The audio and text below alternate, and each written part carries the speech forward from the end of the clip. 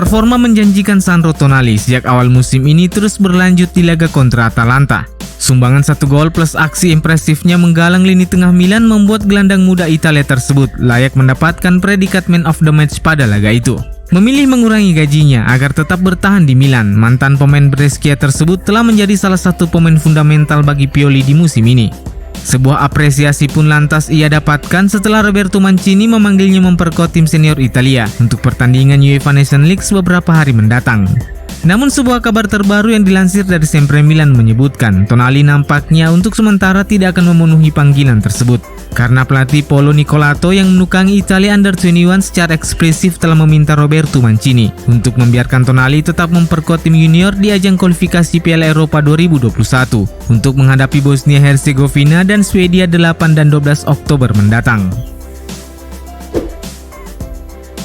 Pelatih Milan Stefano Pioli tampaknya akan segera menyambut kembalinya 4 pemain lagi untuk pertandingan melawan Hellas Verona setelah jeda internasional. Seperti itulah yang diungkapkan Direktur Teknis Milan Paolo Maldini.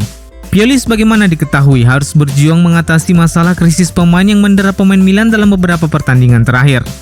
Zlatan Ibrahimovic sebagaimana diketahui masih harus menjalani pemulihan usai merasakan nyeri pada tendon Achillesnya. Olivier Giroud juga kembali absen di pertandingan melawan Atalanta karena cedera punggungnya kembali kambuh. Sementara itu, Radek Krunic dan Timo Bakayoko juga masih berkutat dengan masalah otot. Namun sebelum pertandingan melawan Atalanta hari Senin kemarin, Paolo Maldini mengungkapkan bahwa keempat pemain tersebut kemungkinan besar akan kembali tersedia pada Giornata ke-8 ketika Milan menjamu Hellas Verona di San Siro 17 Oktober mendatang. Rencananya adalah Ibrahimovic, Giroud, Bakayoko, dan Krunic kembali setelah jeda untuk tugas internasional. Zlatan tidak memiliki luka apapun, hanya nyeri di otot betisnya. Dia terus berdialog dengan pelatih untuk memahami kapan dia bisa atau tidak bisa bermain. Adapun Giroud masih merasakan sakit di punggungnya selama pertandingan dengan Liverpool. Tapi kami pikir dia akan segera kembali, ungkap Paolo Maldini kepada Football Italia. Tak diragukan lagi, kabar ini tentu saja melegakan bagi Stefano Pioli setelah anak asuhnya harus menyelesaikan 7 pertandingan dalam 20 hari di mana kedalaman skuad sangat teruji. Alessandro Florenzi yang baru saja menjalani operasi lutut kemungkinan besar akan menjadi satu-satunya pemain yang akan absen di beberapa pekan mendatang. Dan tentu saja kita berharap para penggawa Milan yang mendapatkan tugas negara di jeda internasional kali ini tidak pulang ke Milanello dalam kondisi cedera. AC Milan menjadi klub terbaik di 5 liga top Eropa dalam hal performa di laga tandang. Seperti itulah data yang dirangkum oleh Sky Sport Italia. Sumber tersebut melaporkan bahwa Milan adalah tim di 5 liga top Eropa dengan jumlah kemenangan tandang tertinggi sejak musim 2020-2021 hingga sekarang, di mana I Rossoneri tercatat membukukan 19 kemenangan, 2 hasil imbang dan hanya menelan 2 kekalahan dari 23 pertandingan. Secara keseluruhan Milan telah mengumpulkan 59 poin dalam periode tersebut dan mencetak 50 gol. Pencapaian itu kemudian menempatkan anak asuhan Stefano Pioli di posisi pertama, unggul atas PSG yang berada di tempat kedua dengan 17 kemenangan tandang. Disusul Manchester City dan Napoli yang sama-sama berada di tempat ketiga yang mengemas 16 kemenangan tandang. Julian Alvarez adalah sosok protagonis untuk River Plate ketika 2 golnya membantu mereka memenangkan Super Clasico melawan Boca Juniors dengan skor 2-1. River Plate lantas kembali ke puncak klasemen The Primera Division dengan 30 poin dari 14 pertandingan. Laman Calcio Mercato menulis bahwa itu adalah lanjutan performa yang gemilang dari Alvarez musim ini setelah musim panas lalu turut membantu River Plate memenangkan Copa America.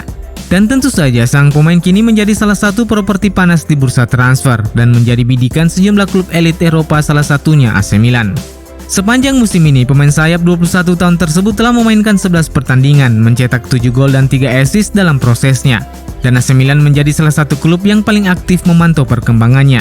Manajemen Rossoneri memandang bahwa sang pemain dapat menawarkan sesuatu yang mirip dengan apa yang dilakukan oleh Ante Rebic dalam hal kerja keras dan agresivitas. Selain itu, Alvarez juga bisa bermain di sayap kanan dan sayap kiri sama baiknya, sehingga ia bisa menjadi opsi sebagai pengganti Samu Castillejo. Milan telah mengejar tanda tangan Alvarez musim lalu, tetapi klausul rilis senilai 25 juta euro menjadi penghalang kala itu. Tetapi kontrak sang pemain akan habis 31 Desember 2022 mendatang, yang berarti hanya tersisa 1,5 tahun lagi dalam kontraknya. Situasi itu tentu saja memungkinkan sang pemain bisa ditebus dengan harga yang lebih rendah. Sumber tersebut menambahkan bahwa Milan tentu saja akan mencoba memboyong Alvarez ke San Siro, tapi perlu diketahui bahwa persaingan untuk mendapatkan sang pemain tidak akan mudah, karena Bayer Leverkusen, Borussia Dortmund, Sevilla, dan Tottenham Hotspur disebut telah menyiapkan langkah untuk mencoba merekrutnya di bulan Januari ini. Milan menghadapi sejumlah pertandingan berat di bulan September saat harus menghadapi Lazio dan Juventus. Tapi untungnya mereka berhasil mengumpulkan 4 poin dari 2 pertandingan tersebut, melengkapi 6 poin lainnya setelah mengalahkan Venezia dan Spezia. Namun ceritanya sedikit berbeda di gelaran Liga Champions karena Milan menderita kekalahan di Anfield melawan Liverpool dan kalah melawan Atletico Madrid di San Siro. Meskipun hasil yang buruk di kancah Eropa, tetapi Milan menunjukkan karakter yang kuat di 2 pertandingan itu dan melanjutkan performa bagus mereka di Serie A. Laman Sempre Milan kemudian memilih 3 pemain Milan yang dianggap memiliki performa terbaik selama bulan September. Siapa saja mereka? Berikut ini ulasannya. Fikayo Tomori. Setelah direkrut secara permanen oleh Milan di bursa transfer musim panas, Tomori telah menjadi andalan pertahanan Milan sebagai bek tengah terbaik di skuad sejauh ini. Kecepatan dan fisiknya telah memungkinkan dia untuk beradaptasi dengan mudah dengan tempo tinggi di Liga Champions serta di Serie A. Pemain Inggris itu menjalani bulan yang luar biasa di mana ia juga mendapatkan tempat di skuad Inggris untuk jeda internasional yang akan datang. Brahim Diaz. Tidak butuh waktu lama sampai Brahim Diaz menetap di starting 11 musim ini. Ia sebagaimana diketahui mengambil peran nomor 10 yang ditinggalkan Calhanoglu.